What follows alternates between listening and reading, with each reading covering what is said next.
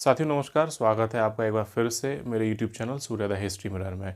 इस चैनल पर आपको इतिहास की ऑथेंटिक जानकारी दी जाती है। साथ ही विभिन्न पुस्तकों में जो विवादित प्रश्न हैं, तथ्य हैं या गलत कुछ भी लिखा हुआ है उसको यहाँ पर बताया जाता है कि वो तथ्य गलत है और आप सचेत रहें और उसको आप संशोधित कर लें। तो आइए देखते हैं आज की वीडियो में क्या है खास।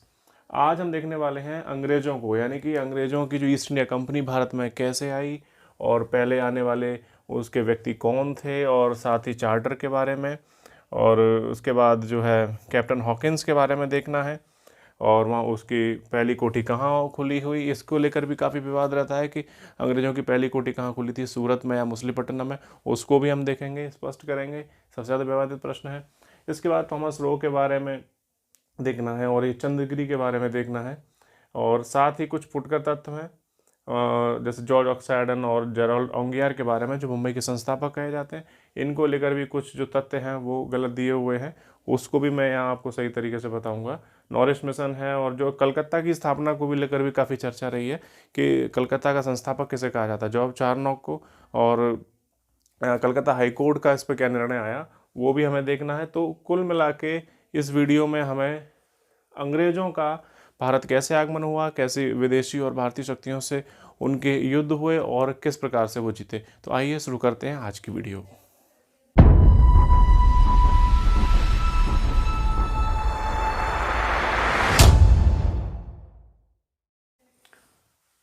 साथियों, 1579 में भारत आने वाला जो पहला अंग्रेज़ था वो था टॉमस स्टीफेंस। ये पादरी था और ये गोवा में आया। ये भारत आने वाला पहला अंग्रेज़ था। और इस समय जो शासनकाल लगता है वो अकबर का था, मुगल शासक अकबर का शासनकाल था। इसके बाद 1584 में अकबर के ही शासनकाल में रॉल्फ फिच आया और यह आगरा और सीकरी में, यानी फतेहपुर सीकरी में आया। तो पहला जो है आगरा आने वाला अंग्रेज रॉल्फ फिच माना गया।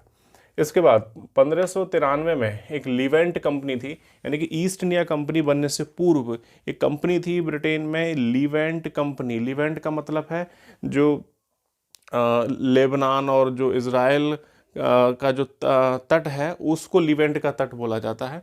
तो वहाँ के व्यापार के लिए इसको बनाया गया था। और शुरुआत में इस कंपनी का नाम 1581 में जब स्थापित हुई तो इसका नाम टर्की कंपनी था। और बाद में इसका जो व्यापार ज़्यादातर टर्की के क्षेत्र से ही होता था और जो लीवेंट के तट है वहाँ पर हुआ करता था। इस वजह से इसका नाम लीवेंट कंपनी पड़ा। और ये लीवेंट कंपनी 1593 में भारत आई। इसको व्यापार की अनुमति मिली थी 1593 में। तो भारत आने वाली पहली अंग्रेज कंपनी का नाम लीवेंट कंपनी है, जो कि 1593 में आई। इसके बाद एक और कंपनी, यानी कि 24 सितंबर 1599 को the governor and company of merchants of London trading into east Indies. ये जो ईस्ट इंडिया कंपनी है उसका पूरा नाम है। इसकी स्थापना 24 सितंबर 1599 को हुई और इसका संस्थापक जॉन वॉट्स और जॉर्ज वाइट थे। इसकी स्थापना लंदन में हुई और एक प्राइवेट कंपनी थी, यानी कि निजी पूंजीपतियों की एक कंपनी थी। इसको शॉर्ट में ईस्ट इंडिया कंपनी बोलते हैं, जो कि 1833 के चार्टर अधिनियम से इसका नाम शॉर्ट में EIC यानी कि ईस्ट इंडिया कंपनी रखा गया। साथ ही इसको जॉन कंपनी भी कहते हैं, जॉन कंपनी भी इसको बोला जाता है। और इसी कंपनी की ओर से जॉन मिल्डन हॉल नाम का एक व्यक्ति भारत में व्यापार की संभावनाओं को तलाश करने के लिए अकबर के शासनकाल में आया 1603 में। बहुत सी किताबों में यहाँ गलत दिया हुआ है कि वह 1591 1599 में आया था, जो कि गलत है। 1599 में तो उसने अपनी यात्रा ब्रिटेन से शुरू की थी। वह आप ध्यान दें, ये 1603 में अकबर के दरबार आगरा में आया। थल मार्ग से आने वाला यह पहला अंग्रेज था। साथ ही भारत में दफन होने वाला भी पहला अंग्रेज था और यह अकबर के दरबार आगरा में आया था। इसके बाद 31 दिसंबर 1600 को ईस्ट इंडिया कंपनी को, यानी कि लगभग एक वर्ष के बाद ही एलिजाबेथ प्रथम, यानी कि जो उस समय ब्रिटेन की महारानी थी, उन्होंने एक चार्टर जारी किया जिससे इस ईस्ट इंडिया कंपनी को 15 वर्ष हेतु पूर्वी देशों से व्यापार की अनुमति दी गई। और जेम्स प्रथम के काल में इस अनुमति को यानी कि 15 वर्षों की जो अनुमति थी उसको अनिश्चित काल तक के लिए बढ़ा दिया गया। 1602 में ईस्ट इंडिया कंपनी की ओर से एक पहली समुद्री यात्रा हुई और इस समुद्री यात्रा का नेतृत्व करता था जेम्स लंकास्टर और वह रेड ड्रैगन नामक जहाज से पूर्वी देशों की ओर आया और निकोबार में ये रुका, यानी कि भारत के निकोबार में ये रुका। और हालांकि वहाँ इसने कोई कोठी फैक्ट्री ओपन नहीं की और वहाँ से सीधा बांटा मलक्का की तरफ चला गया और वहीं उसने अपनी पहली फैक्ट्री ओपन की, यानी कि ईस्ट इंडिया कंपनी की ओर से पहली फैक्ट्री इंडोनेशिया में लगाई गई। इंडोनेशिया के बांटम क्षेत्र, मलक्का के क्षेत्र थे, वहाँ पर कंपनी ने अपनी फैक्ट्री लगाई पहली बार। इसके बाद 1604 में ईस्ट इंडिया कंपनी की दूसरी समुद्री यात्रा हुई। इसका नेतृत्व करता हेनरी मिडल्टन था, कम पूछा जाता है। अब ये इंपॉर्टेंट है, 24 अगस्त 1608 को ईस्ट इंडिया कंपनी की तीसरी समुद्री यात्रा रही, यानी कि तीसरी समुद्री यात्रा रही, जैसे कैप्टन विलियम हॉकिंस था उसमें, और ये हेक्टर नामक जहाज पर था। इसके साथ ही रेड ड्रैगन नाम का जहाज भी था और कंसेंट नाम का जहाज भी था। और यह है जेम्स प्रथम जो कि ब्रिटेन का शासक था उसके शासनकाल में चला और जहांगीर के काल में यह आया भारत में, यानी कि विलियम हॉकिंस हेक्टर नामक जहाज से, जेम्स प्रथम ब्रिटेन के शासक के काल में, जहांगीर यानी कि भारतीय शासक जहांगीर के दरबार में आया और इसने जहांगीर से थोड़ी बातचीत की, उसे प्रभावित किया और उससे सूरत में कोठी खोलने के लिए एक अनौपचारिक अनुमति यानी कि मौखिक अनुमति ले ली और एक कोठी ओपन कर दी गई। और इस तरह से 1608 में अंग्रेज़ों की यानी कि ईस्ट इंडिया कंपनी की भारत में पहली कोठी सूरत में खुली और वहाँ पर पुर्तगाली जो कि पहले से स्थापित थे उन पुर्तगालियों ने अंग्रेज़ों का विरोध किया। इस कारण अंग्रेज़ों को वह कोठी अपनी फैक्ट्री बंद करनी पड़ी। लेकिन स्पष्ट तो है कि अंग्रेज़ों की पहली कोठी कहाँ खुली? सूरत में, यद्यपि वह कुछ समय बाद बंद कर दी गई। और यहाँ बात करें पर्सनली तो विलियम हॉकिंस ने जहांगीर को अच्छा खासा प्रभावित रखा और हॉकिंस को जहांगीर ने 400 का मनसब दिया। मनसब की चर्चा आगे मध्यकालीन जब इतिहास पढ़ाएंगे तब करेंगे विस्तार से क्या होता है। 400 का मनसब दिया यानी कि 400 का उसका एक वेतनमान अपनी श्रेणी में रखा। और तुर्की फारसी लैंग्वेज ये जानता था, जिस कारण चूँकि तुर्की लैंग्वेज जहांगीर की मातृभाषा थी और फारसी उस समय की राजभाषा थी, तो इंटरेक्ट होने में इसको काफ़ी मदद मिली मुग़ल दरबार में। और ये इसको जहांगीर ने इसको इंग्लिश खां या फिरंगी खां की उपाधि भी थी, यानी कि काफ़ी पॉजिटिवली ये रहा और इसको अनुमति सूरत में कोठी खोलने की मिल गई थी।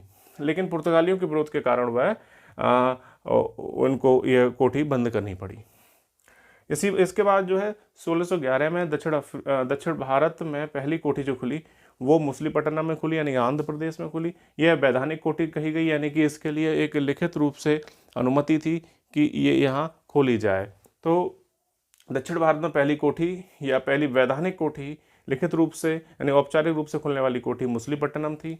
और इसके बाद जो है 1612 में स्वाली का युद्ध हुआ, क्योंकि इससे पहले मैंने बता चुका हूँ कि अंग्रेज़ों और पुर्तगालियों के बीच में सूरत में व्यापार को लेकर काफ़ी झगड़े होते थे। तो उसी के मद्देनज़र स्वाली का एक युद्ध हुआ। कैप्टन वेस्ट जो अंग्रेज़ों की ओर से था और पुर्तगालियों के खिलाफ एक युद्ध हुआ, जिसमें ये कैप्टन वेस्ट यानी कि अंग्रेज कैप्टन वेस्ट जीता और सूरत बंदरगाह पर अब अंग्रेज़ों का प्रभाव हो गया। तो इसी प्रभाव के कारण जहांगीर ने 6 फरवरी 1613 को अनुमति दे दी, एक स्थायी फरमान यानी कि एक शाही फरमान जारी कर दिया कि वो अपनी सूरत में कोठी ओपन कर सकते हैं।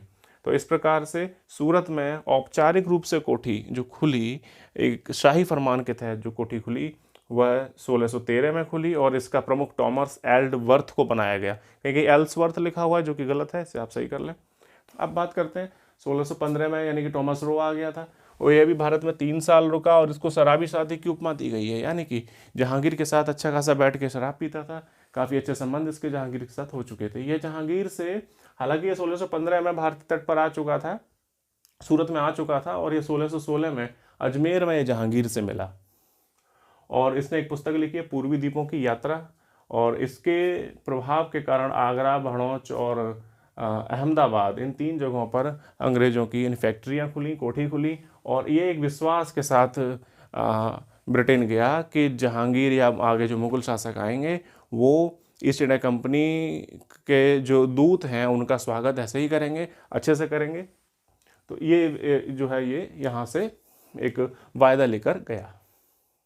1632 में गोलकुंडा का सुल्तान है अब्दुल्ला कुतुब शाह, इसने एक सुनहला फरमान जारी किया और जिसके तहत गोलकुंडा के जितने भी बंदरगाह थे उन्हें 500 पैगोडा प्रतिवर्ष की दर से अंग्रेजों को दे दिया गया।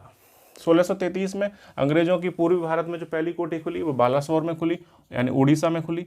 और पूर्वी भारत यानी कि बिहार बंगाल के क्षेत्र था उड़ीसा का, वो पूर्वी भारत है। और पूर्वी भारत में ऐसा माना जाता है, पूरब नाम लेते ही बंगाल मुंह पे आता है, ये गलत है अंग्रेजों को लेके। यानी कि पूर्वी भारत में पहली कोठी इनकी बंगाल में ना खुलकर बालासोर में खुली, यानी कि उड़ीसा में खुली। हालांकि कुछ समय बाद ये बंद हो गई, तो हरिहरपुर भी उड़ीसा में ही पड़ता है, तो वहाँ ये कोठी खोली गई। तो 1639 में फ्रांसिस डे नाम के व्यक्ति ने चंद्रगिरी के एक जमींदार राजा थे दमेरला, कहीं कहीं दमरेला लिखा हुआ है जो कि गलत है, सही नाम है दमेरला वेंकटाद्री से मद्रास को पट्टे पर लिया, यानी कि लीज पर लिया। और यहाँ पर 1641 में फोर्ट सेंट जॉर्ज एक दुर्ग बनाया गया, यानी कि यह अंग्रेजों का भारत में बनने वाला पहला दुर्ग था। यानी कि पहला किला जो अंग्रेजों ने भारत में बनवाया वो था मद्रास में, और मद्रास को ही पहली बार नगर निगम घोषित किया गया। यही पहली प्रेसिडेंसी बनी क्योंकि पहला दुर्ग ही यहीं बना था अंग्रेजों का, मद्रास में। और ये मैंने कुछ यहाँ किले बता दिए हैं डायग्राम के माध्यम से कि फोर्ट जॉर्ज जो इनका किला था, दुर्ग था, मुंबई में है। और फोर्ट विलियम था वो कोलकाता यानी कलकत्ता में है। फोर्ट लुइस पुडुचेरी में है यानी कि पांडिचेरी में। फोर्ट सेंट जॉर्ज ये चेन्नई में है। यानी कि जॉर्ज नाम के ये दो हैं, तो आपको कंफ्यूज नहीं होना है। तो ये एक सेंट, इसमें फोर्ट जॉर्ज बोलते हैं इसको, ये एक शासक हैं जॉर्ज के नाम पर पड़ा, तो फोर्ट जॉर्ज मुंबई में, और फोर्ट सेंट जॉर्ज यानी कि संत जॉर्ज जो किला है वो चेन्नई में है। तो ये दो एक से नाम के हैं, आपको ध्यान रखना है, कंफ्यूज नहीं होना है। और फोर्ट सेंट डेविड ये कुड्डालोर, तमिलनाडु में ही जगह है कुड्डालोर, वहाँ पर है। तो ये नीचे के दोनों, ये तीनों ही आज जो है तमिलनाडु के भूभाग में ही है। ये पुदुचेरी में है, ये केंद्र शासित प्रदेश में है, ये कोलकाता में, मुंबई में। तो ये अंग्रेजों द्वारा स्थापित किए गए प्रमुख दुर्ग थे। बंगाल में इनकी पहली कोठी खुली हुगली में, यानी कि ब्रिजमैन जो इसका प्रमुख बनाया गया, शाह शुजा यानी कि जो शाहजहां का पुत्र था, जिसके जो कि बंगाल का सूबेदार था, उसकी अनुमति से कोठी खोली गई। 1651 में काफ़ी प्रमुख घटना रही ग्रेवियल बॉटन, कहीं कहीं ब्रंटन लिखा है या बैटन लिखा है जो कि गलत है, इसको आप सही कर लें। इसका सही नाम ग्रेवियल बॉटन है। यह चिकित्सक था, इसने शाहजहां की पुत्री जहां आरा जो आग से थोड़ी जल गई थी, उसके कपड़े जल गए थे, वो खुद जल गई थी, तो उसको ठीक किया। इस वजह से जो शाहजहां ने अपने बेटे शाह शुजा से, जो बंगाल का सूबेदार था, उससे कहा कि इनको जो है अंग्रेजों को कुछ रियायत दे दी जाए। तो शाह शुजा ने बिहार, बंगाल, उड़ीसा में मुक्त व्यापार का फरमान जारी कर दिया, और इसके बदले में शाह शुजा को 3000 रुपये प्रति वर्ष मिलने थे। यानी अंग्रेजों ने 3000 रुपये प्रति वर्ष के बदले में बिहार, बंगाल, उड़ीसा में मुक्त व्यापार करने की छूट ले ली, यानी कि वो कोई भी अब सीमा शुल्क इन क्षेत्रों में नहीं देंगे। 1661 में चार्ल्स द्वितीय और कैथरीन का विवाह हुआ, यानी कि ब्रिटेन के राजा चार्ल्स द्वितीय और ये कैथरीन यानी कि पुर्तगाल की राजकुमारी है कैथरीन ब्रिगेंजा, तो इनका विवाह हुआ। तो पुर्तगालियों का ही जो है मुंबई हुआ करता था, तो उन्होंने दहेज में ये मुंबई दे दिया चार्ल्स द्वितीय को। और 1668 में चार्ल्स द्वितीय ने इस मुंबई को 10 पाउंड प्रतिवर्ष के किराए पर मुंबई को दे दिया ईस्ट इंडिया कंपनी को। यानी कि जो दहेज में चार्ल्स द्वितीय को मुंबई प्राप्त हुआ था, उसने इस मुंबई को 10 पाउंड प्रतिवर्ष के किराए पर ईस्ट इंडिया कंपनी को दे दिया।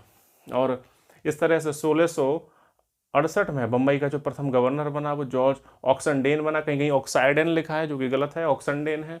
और 1669 में बम्बई का जो द्वितीय गवर्नर बना जेराल्ड ओंगियार बना। ये काफ़ी प्रमुख रहा, इसको अच्छे से पढ़ना होता है, काफ़ी प्रश्न आते हैं। जेराल्ड ओंगियार को बम्बई का निर्माता या संस्थापक भी कहा जाता है, क्योंकि इसने बम्बई में अच्छे किले बनवाए, सियोन का किला बनवाया, और वहाँ पर काफ़ी परिवहन की व्यवस्था यानी कि जल व्यवस्था भी अच्छी कराई, तो इसको निर्माता कहा गया है बम्बई का। और इसकी प्रमुख लाइन है अब समय का तकाजा है कि आप अपने हाथों में, यानी कि अपने जो संचालक समिति है उससे लेटर लिख रहा होता है, तो वहाँ लिखता है कि अब जैसे भारतीयों में यहाँ फूड काफ़ी पड़ी हुई है और अब वक्त आ गया है कि व्यापार छोड़कर अब तलवार लेकर जो है यहाँ पर अब कब्जा हम कर सकें। तो उसका एक फेमस कोट है कि अब समय का तकाजा है कि आप अपने हाथों में तलवार लेकर राजनीति करें और यहाँ क्षेत्रों पर अपना कब्जा करें। इसके बाद जरा लॉन्ग यार से इतना ही। इसके बाद 1688 में औरंगजेब और जॉन चाइल्ड, यानी कि बम्बई का ही गवर्नर होता है जॉन चाइल्ड, वो थोड़ी सी लूटपाट कर देता है, तो औरंगजेब से उसका एक युद्ध होता है जिसमें औरंगजेब जीतता है और जॉन चाइल्ड पर जुर्माना लगाया जाता है। प्रश्न आ चुका है ये। और शाइस्ता खान जो कि औरंगजेब का मामा है, वो जो है ईस्ट इंडिया कंपनी के लोगों को नीच, कुत्सित, झगड़ालू और बेईमान कहा करता था। ये प्रश्न भी आ चुका है। 1688 में इंग्लैंड में रक्तहीन क्रांति हुई थी, यानी कि बिल्कुल रक्त नहीं बहा था और एक राजा चेंज हो गया था, दूसरा राजा आया था, साथ ही वहाँ की व्यवस्था भी बदल गई थी, यानी कि राजतंत्रीय जो प्रभाव था वो अब लोकतंत्रीय यानी कि संसदात्मक व्यवस्था में बदल गया। तो जेम्स द्वितीय के स्थान पर विलियम तृतीय शासक बनाया गया। इसको जनता ने और वहाँ के प्रमुख जो जनप्रतिनिधि थे उन्होंने इसको बड़े प्रेम से गद्दी से हटा दिया और ये हट भी गया और राजा बनाया गया विलियम तृतीय को। और इसने जो है संसद को सर्वोच्च रखा, यानी कि संसद जो करेगी वही सर्वोच्च होगी। शासक की यहाँ पर अब जो इमेज थी थोड़ी सी कम हो गई।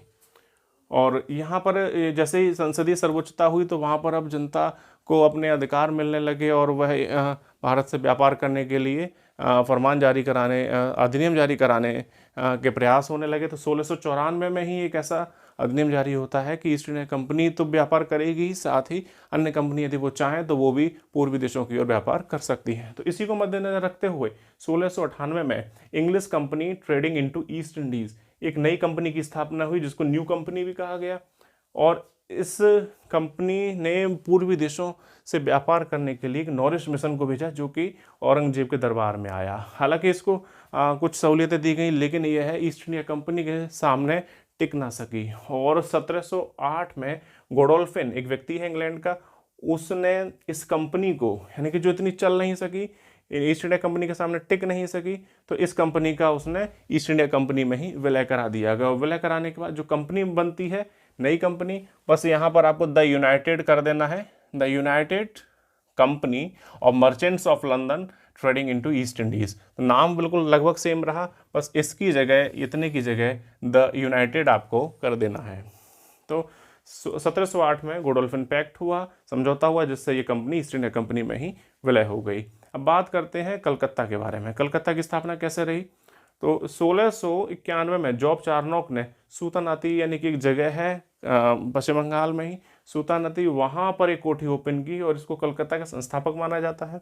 हालांकि कलकत्ता हाई कोर्ट ने कभी 2003 में ये कहा था कि उसको क्यों कहा जाता है, जबकि केवल उसने एक ही जगह सूतानती में ही एक कोठी बस बनाई और बस उसकी किलेबंदी करा दी और कुछ नहीं किया था उसने। बाद बाकी उससे 1693 में वो ख़त्म भी हो गया था। तो कैसे कह सकते हैं कि जो 1696 में वर्धमान के जमींदार शोभा सिंह का विद्रोह हुआ, जिसके कारण इस कोठी को किलेबंद भी कराया गया, तो 1693 में जब वो ख़त्म हो गया तो उसका फिर सूतानाती यानी कलकत्ता की स्थापना में क्या योगदान रहा? कुछ भी नहीं रहा। तो अतः इसको हटाया जाए, इस पर तो ये इसका अनुपालन हुआ है इस ऑर्डर का। और जहाँ जहाँ पश्चिम बंगाल सरकार में इन अभिलेखों में जो लिखा था कि कलकत्ता का संस्थापक जॉब चार्नोक है, वो वहाँ से हटा दिया गया। हालांकि आप अभी फिलहाल ये ध्यान रखें एग्जाम के पर्पज से कि कलकत्ता का संस्थापक जॉब चार्नोक को ही माना जाता है, तो इसी को ही आप टिक करते रहें। इसका 1698 बंगाल के जो सूबेदार था अजीमुशान, ये बहादुर शाह का पुत्र था, यानी कि औरंगजेब का पुत्र बहादुर शाह प्रथम और उसका भी पुत्र अजीमुशान। तो अजीमुशान का एक जमींदार था इब्राहिम खां, उसने सूतानती, कोलिकाता और गोविंदपुर की जमींदारी अंग्रेजों को दे दी मात्र 1200 रुपये के बदले में। तो 1200 रुपये के बदले में 3 गांव मिले, यानी कि सूतानती, कोलिकाता और गोविंदपुर। इनको मिलाकर जब कलकत्ता बना तो बताइए 1698 में जब कलकत्ता का जो क्षेत्र है वो बना पूरा, तो जॉब चार्नोक को कैसे कहा जा सकता है कि वो संस्थापक था, जबकि वह 1693 में ही खत्म हो चुका था, मर चुका था। इसके बाद चलो कोई नहीं, फिर उसके बाद 1700 में फोर्ट विलियम की स्थापना हुई और फोर्ट विलियम को विलियम तृतीय के नाम पर ही रखा गया था फोर्ट विलियम, और ये हुगली नदी किनारे है, कलकत्ता में पड़ता है। और इसको जो निर्माता है गोल्ड्स ब्रो नाम का व्यक्ति है वो था, और इसका अध्यक्ष बनाया गया, यानी कि जो फोर्ट विलियम का अध्यक्ष यानी कि जो बंगाल प्रेसिडेंसी का पहला अध्यक्ष बनाया गया वो चार्ल्स आयर को बनाया गया। इसके बाद देख लेते हैं इसमें जो है क्या आपको विशेष रूप से याद रखना है। भारत आने वाला पहला अंग्रेज थॉमस स्टीफेंस, याद कर लीजिए। इसके बाद जो है लीवेंट कंपनी जो है भारत में पहली बार जो व्यापार से अनुमति मिली। ईस्ट इंडिया कंपनी से भी पहले एक कंपनी और थी, लीवेंट नाम की कंपनी थी, जिसको भारत से व्यापार करने की अनुमति अंग्रेजों द्वारा मिली। इसके बाद 1599 में ईस्ट इंडिया कंपनी की स्थापना हुई, और इसको जॉन कंपनी भी कहा जाता है। ये एक प्राइवेट कंपनी थी और ये इसका मुख्यालय लंदन में है। 1833 से इसको ईस्ट इंडिया कंपनी शॉर्ट में कहा जाने लगा। 31 दिसंबर 1600 को एलिजाबेथ प्रथम ने एक चार्टर जारी किया, एक अनुमति दी 15 वर्षों के लिए पूर्वी देशों से व्यापार करने के लिए। गोला जो मैं कर दे रहा हूँ, सर्कल हो रहे हैं, वो आपको ध्यान रखने हैं। ये प्रश्न आ चुके हैं और आने के लिए संभावित हैं। और 1602 में ये तो खैर इतना नहीं आता, और ये भी इतना नहीं आता। ये 1608 में यानी कि 24 अगस्त 1608 को ईस्ट इंडिया कंपनी की जो तीसरी समुद्री यात्रा रही उसमें विलियम हॉकिंस आया, और यह हेक्टर नामक जहाज से आया था, और इसको 400 का मनसब दिया गया जहांगीर के द्वारा। यह तुर्की फारसी दोनों लैंग्वेज जानता था, और इंग्लिश तो जानता ही था। इंग्लिश खां की इसे उपाधि मिली या फिरंगी खां की उपाधि मिली। और इसके ही प्रयासों से ये जेम्स प्रथम जो शासक था ब्रिटेन का, उसने भेजा था। और जहांगीर के काल में अंग्रेजों की पहली कोठी कहाँ खुली? सूरत में। ये आपको अच्छे से ध्यान रखना है। हालांकि ये मौखिक रूप से ही बोल दिया गया था, इसके लिए कोई स्थायी फरमान जारी नहीं हुआ था, लेकिन फिर भी अंग्रेजों की पहली कोठी भारत में खुलने वाली सूरत में ही थी।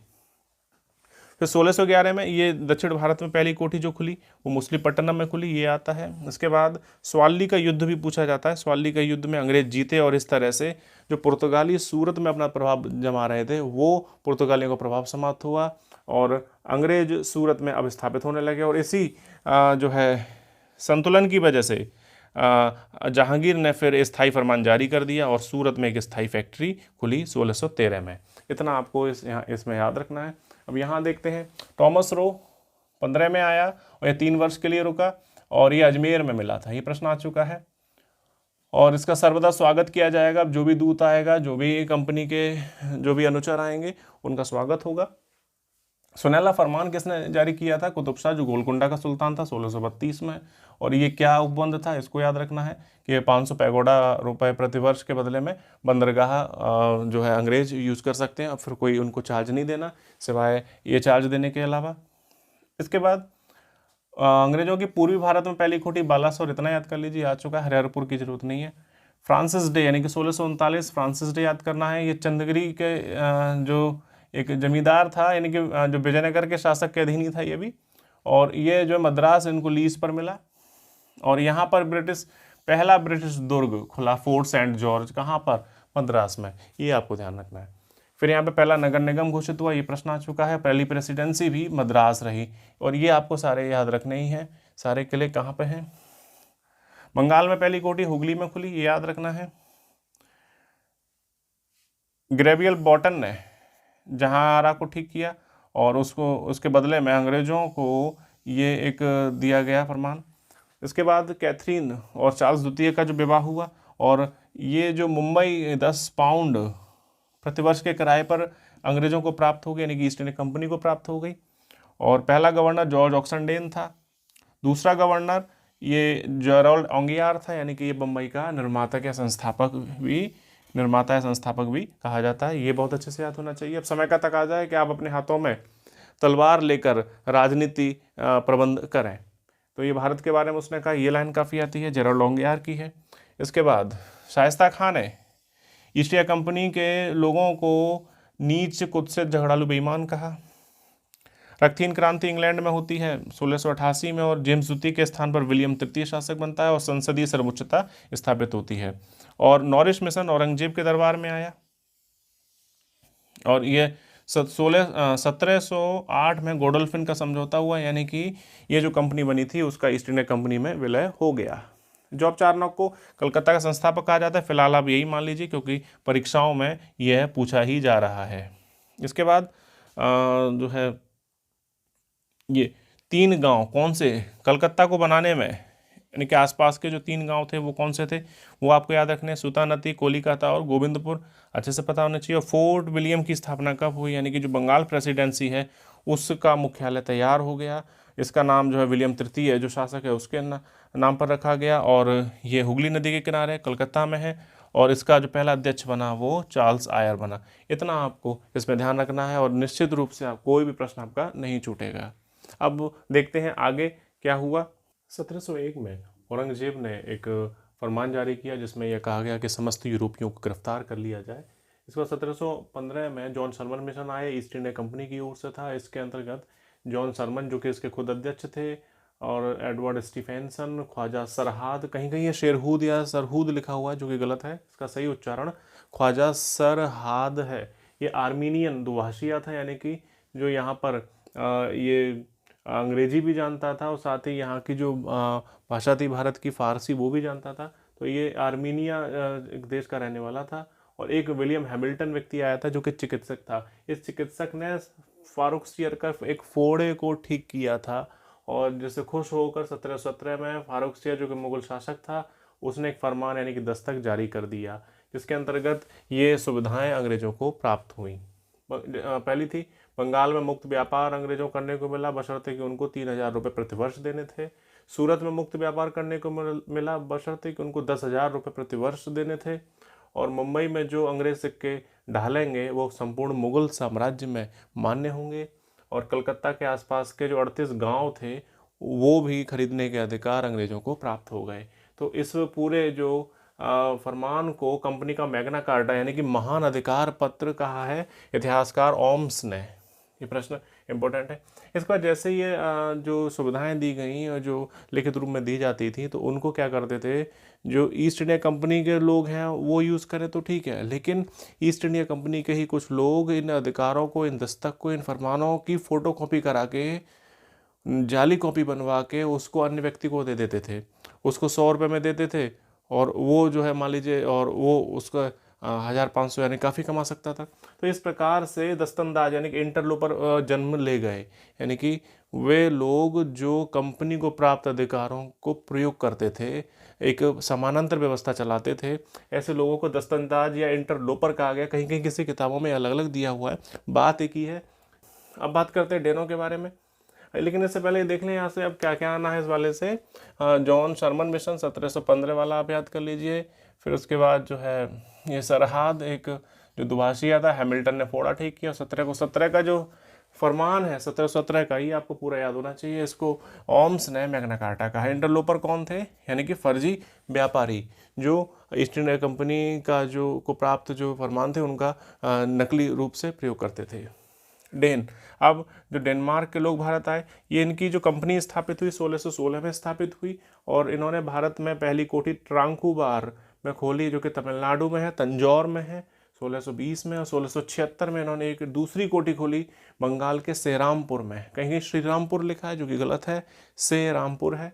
तो यहाँ खोली, लेकिन ये ज़्यादा भारत में चल नहीं पाए और 1845 में अपना सब कुछ सारे क्षेत्र बेचकर, अंग्रेजों को बेचकर ये चले गए। और फिर एक क्षेत्र निकोबार का भी था इन पर, उस पर भी ये अपने अधिकार अंग्रेजों को ही देकर चले गए। ये काम भारत में मिशनरी का ज़्यादा करते थे, यानी कि धर्म प्रचार बहुत करते थे, व्यापार पे कम ध्यान देते थे, जिस कारण इनका भारत में पतन हुआ। अब फ्रांसीसियों की बात करें, लुई 14वां के काल में 1664 में फ्रांसीसी कंपनी स्थापित हुई। और इसका जो मंत्री था कोलबर्ट, इसने राय दी थी इसको, और इस कंपनी का नाम था कंपनी डेस इंडेस ओरिएंटल। और ये सरकारी कंपनी थी, यानी कि सरकार का इस पर पूरा प्रभाव रहता था। और इसका मुख्यालय पेरिस में था। इसको 50 साल के लिए व्यापार करने की, यानी पूर्वी देशों से व्यापार करने की अनुमति प्राप्त हुई।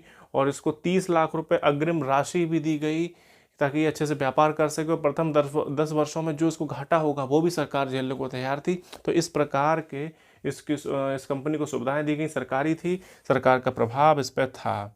भारत ज़्यादातर जो कंपनियाँ आई वो सब सरकारी थी, लेकिन ईस्ट इंडिया कंपनी प्राइवेट रही, जिस कारण वह अपने तरीके से चल सकी। और आगे भारत में स्थापित रही। यहाँ इनकी जो पहली कोठी ओपन हुई 1668 में सूरत में हुई और इसको ओपन करने वाला था फ्रैंको कैरो। और दूसरी कोठी ओपन हुई मछलीपट्टनम में, और जो फ्रैंको कैरो का ही सहयोगी था मरकारा, जो ईरान के इस्पाहान का रहने वाला था, उसने इस कोठी को ओपन किया मछलीपट्टनम आंध्र प्रदेश में। पांडिचेरी की स्थापना 1674 में हुई, फ्रैंको मार्टिन नाम के एक व्यक्ति ने की, और उसने ये जो गांव लिया, ये जो जमीन ली, वो वेलिकोंडापुरम के जो सूबेदार थे शेर खान लोदी, उससे ये क्षेत्र प्राप्त किया था। और इस पांडिचेरी पर पहले या बाद में पुर्तगाली, डच, अंग्रेज, फ्रांसीसी सभी जो शक्तियां प्रमुख थी, उन सब का अधिकार इस पर रहा। ये प्रश्न पूछा जा चुका है। फिर 1674 में चंद्रनगर में कोठी बनाई। आपको सने ज़्यादा याद नहीं करनी, जो भी याद करनी होंगी सने उसमें मैं सर्कल बना दूंगा। 1693 में पांडिचेरी को डचों ने जीत लिया, लेकिन बाद में रिजविक की संधि से ये पांडिचेरी जो है फ्रांसीसियों को प्राप्त हो गई। 1701 में पांडिचेरी को राजधानी बनाया गया, और यहाँ पर फ्रैंको मार्टिन ने यहाँ पर फोर्ट लुइस यानी कि एक लुइस किला बनवाया। इसके बाद फ्रांसीसियों ने मॉरिशस, माहे और करकाल पर क्रम से कब्जा रखा। ड्यूमा जो कि गवर्नर काफ़ी प्रमुख रहा, उसने करकाल पर कब्जा किया, और यहाँ पर जो है फ्रांसीसियों का मैटर खत्म हो जाता है। स्वीडिश कंपनी की बात करें तो ये 1731 में स्थापित हुई, भारत आई, और ज़्यादा खास चली नहीं, ज़्यादा कुछ नहीं पूछा जाता है इससे। और इसका जो कंपनी थी वो सेवेंस्का ऑस्टिंडिस्का कंपनेट यानी कि SOC शॉर्ट में बोला जाता है। इससे प्रश्न काफ़ी कम बनते हैं, तो ज़्यादा अध्ययन की आवश्यकता नहीं है। फिर एक व्यक्ति है जिसने ये कहा कि भारत जाने के अनेक रास्ते और माध्यम है, लेकिन सबका उद्देश्य एक ही है, चमत्कारिक देश भारत पहुंचना, जो धन से परिपूर्ण है। यानी कि भारत में धन की परिपूर्णता को देखते हुए, धन धान्य वैभव को देखते हुए विदेशी कंपनियां भारत की ओर आकर्षित हुई। तो लैंडस्टोन की ये पंक्ति है, काफ़ी आ चुकी है, इसको आप ध्यान रखें। तो यहाँ मैं बता दूँ, यहाँ तक बता चुका था, इंपॉर्टेंट क्या है। हम देखते हैं डैन जो कंपनी थी स्थापित 1616 में हुई। ट्रांकोबार में पहली कोठी, और दूसरी सेरामपुर में यानी कि बंगाल में, और ये तमिलनाडु में यानी कि तंजौर में। और ये अंग्रेजों को सब कुछ बेच कर चले गए 45 में, ये आ चुका है। फ्रांसीसियों की बात करें तो 1664 में पहली कंपनी खुली, लुई 14वां के काल में। कोलवर्ट इनके मंत्री ने राय दी थी, और ये सरकारी कंपनी थी, इसका मुख्यालय पेरिस था। पहली कोठी खुली 68 में, और सूरत में ये खुली और फ्रैंको कैरो के सहयोग से। मछलीपट्टनम में भी कोठी रही। पांडिचेरी की जो स्थापना हुई वो फ्रैंको मार्टिन के द्वारा की गई, वेलिकोंडापुरम पता होना चाहिए आपको। चंद्रनगर में भी कोठी रही, सने नहीं आती यहाँ से ज़्यादा। पांडिचेरी को राजधानी बनाया गया किसके द्वारा, फ्रैंको मार्टिन के द्वारा। यहाँ फोर्ट लुइस बनवाया गया। और मॉरिशस, डेट नहीं आएंगी यहाँ ज़्यादा, मॉरिशस, माहे और करकाल में इनकी भी कोठियाँ रहीं। स्वीडिश कंपनी 1731 में यानी कि सबसे लास्ट में आई, ये आपको पता होना चाहिए। और ये पंक्ति जो लैंडस्टोन ने कही है। तो साथियों, आज आपको ये वीडियो मेरी कैसी लगी अवश्य बताएं कमेंट बॉक्स में, और कोई भी राय सुझाव हो मुझे अवश्य दें मेरे फेसबुक पे सूर्य कुलश्रेष्ठ पर। बहुत बहुत धन्यवाद।